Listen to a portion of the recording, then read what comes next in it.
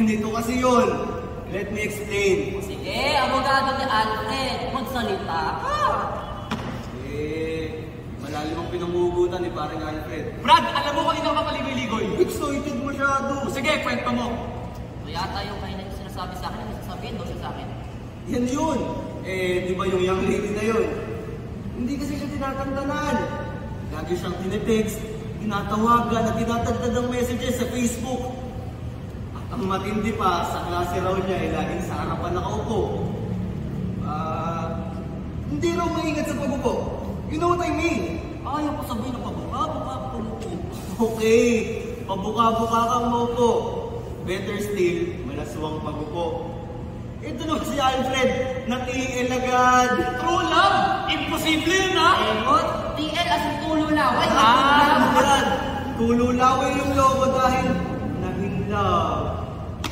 Sabi kasi si Alfred teacher siya at tumatol sa estudyante. Brad, teka lang ha. Di ba hindi naman sa high school nagtuturo si Alfred? Ha? College student of legal age yung pinatulan niya. Kano ba pinayos sa'yo ng kliyente mo, Tony? Teka. Tignan nyo na lang to. Siya ba yan? Tingin nga. Mas maganda pa rin si Miles. Joey, gara ka, pakalang lalaki. Graduate na daw to last year. At ang sabi ni Alfred, teller na daw ng isang bangko ngayon. Tignan niyo to. Mas magandang tihamak ko si Miles. O, Diba? diba? Anong mindset kasi? Emot, ito yung miss si Alfred. Ha? I see. Mas maganda nga si Ma'am. True. Kahit siya ni Ma'am, ha?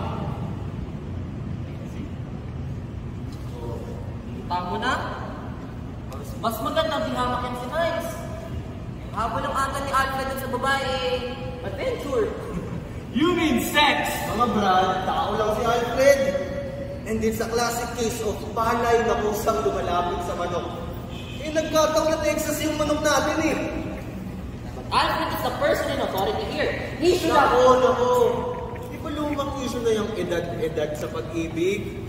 Diyos ko, cliche na nga kung may tuturo niya sinasabi nila, age doesn't matter. Age doesn't matter. Sige, nandyan na tayo. Sabihin na natin, tanggap na sa lipunan natin yan. Sabihin na natin, consenting adult si Alfred at Joey. Granted na, kung nagpakita ng motibo ay si Joey. Pero paano mo i-justify sa akin ang nangyari sa dalawa, knowing na may asawa ko si Alfred? Sige nga, magsalita ka. Ba't natahimik ka? Yun lang. Yun yung dahilan kung bakit nag-apply ng upload si Alfred. So, alam mo rin pala to, sikreto ni Alfred. Lahat na naman na kayong abogado niya. Mukhang talo pasok nito Ano naman, Brad? Nakwento rin sa akin lahat ni Alfred. Ngayon nga gusto niya ihingat ng problema sa'yo. Brad, ba't hindi ang tama sa kanya ni Joey? Nung yung nag-resign siya dun sa dati niyang pinagtuturuan, at habang pinaprocess ang application papunta dito nag-part-time siya dun sa isang college sa Pinas. At biruin niyo hanggang dun, sinundan pa rin siya ni Joey. Wala nga kasi pakilay ng babae kahit married siya. Diyos ko! Payag nga siya kahit kamit ang sa buhay ni Alfred Grabe Uy, siya! Relax na kami! It's the door down! Let's go. Ano ako? Cheers! Ba't nasa yung gagawin na? Baka ba siya, Jazz? Laki nung iyo Uy! Problema yan, uy! Sorry. Namunti yung lempo ko Tara! Para sa baby pagkakaibigan natin, bonsai! Bonsai ang puta! Kampay yun! Ay, kamay! Kamay! Ay!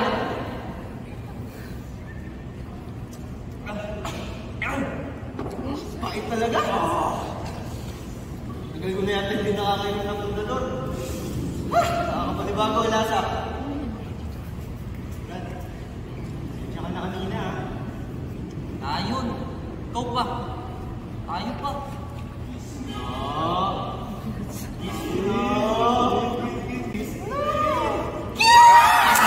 Baka ba din? Nagkalas pa ako!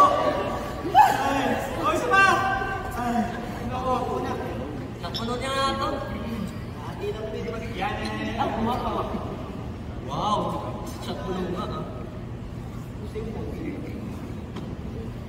Ikutin nyo yung mamaya ah. Okay. Recess finished. And the hearing resumes. Teka. Ano to, Senate hearing? Oh, ano ba nangyari after mo design na? Kala ko ba maayos na ang pwesto at sweldo mo sa school na yun? Pero dahil sa simpleng karne, kailangan mo malis. Ito kasi yun. Pwede naman sana ako mag-stay. Basta sasabihan mo lang siya na huwag mag-intro sa ating subject na hawak ko. Oh, ba't ko umalis? Dalawang bagay. Para patayin yung chismis tungkol sa aming dalawa at akin na rin umigas sa kanya. Talaga lang ha? Gusto mo umiwas sa kanya? Believe me bro, I have to admit that I really enjoyed our times together. Pero pare, talagang sobrang bigat sa konsensya. Nung nasa ibang school na ako nagtatrabaho, minsan makikita ko pa rin siya sa labas ng gate. Abangan ako. Madaling salita, tuloy pa rin yung relasyon niya kahit na lumipat ka na. Well, I guess I have to be blamed for something. That is,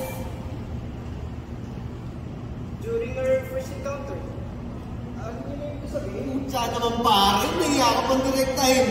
Sabihin mo na lang na, ang unang jugjugan nyo. Okay. Jugjugan na akong jugjugan. so ano na nga? Kinamusta na naman ang pagsasama namin ng misis ko. Then, what did you tell her? Yan sa palagay mo ang dapat kong sabihin habang nakaibabaw siya sa akin at pinapaliguan ako ng halik. Siyempre, gusto niyang marinig. Tama. Lahat ng kasinungalingan sinabi ko na. Na walang kwentang tao ang asawa ko, palagi kami nag-aaway. Oo naman, nag-aaway kami ni misis, pero puro tungkol lang yun sa mga petty things yung pinag-aawayan namin. You know, nothing to urge it. Did you ever tell Joey na balak mo iwalayan si Mrs.? Gago ka pre. Kaya umasa sa'yo yung tao. Maasa na maaaring maging kayo. Pilit kong pinahali ang mga perception na yan. Oh, tapos? Tinanong ko siya ng isang hypothetical question. Ay, hypothetical nga. Payag ba siya na hanggang sa pagtanda ay wala siyang may pakalalang boyfriend? Tsaka, habang buhay mo, kailangan namin tatago yung relasyon namin. Obvious naman kung ano sinagot niya. Brad, magaling ba siya? Anong tanong yan, Nick? Magaling ba siya mag-English? Ah? Ang dumi ng utak nito. Sana lang talaga rin chichililasin na kita ha. Iwala kayo sa akin. Ganito lang ako, pero ano kayo lumalapit sa Panginoon? Walang gabi na hindi ako nagdasal at humingi ng tawad sa mga kapalbalin na ginawa namin. Alam niyo, laging kasama sa panalangin ko, sana dumating na yung lalaki sa buhay na siyang magiging dahilan para kalimutan ako. Pero hindi mo pa rin Brad. Di ko akalain.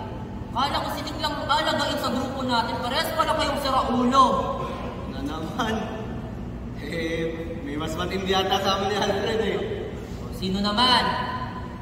Biruin mo. Kami ni Alfred sumuta ng estudyante. May kilala ako. Teacher niya, tinira. Ha? Gulo? Ang gulo ko. Sino naman yan? Mahimik ka pre, ha? Sir mo na ako.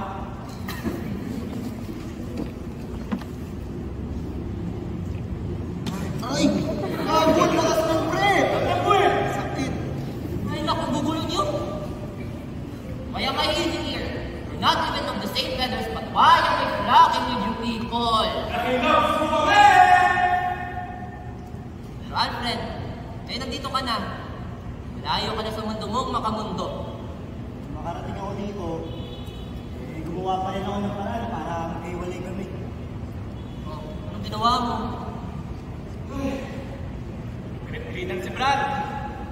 Dapat ng si Joey. Maliliit na bagay na laki niya para may dahilan na awayin siya ni Miles.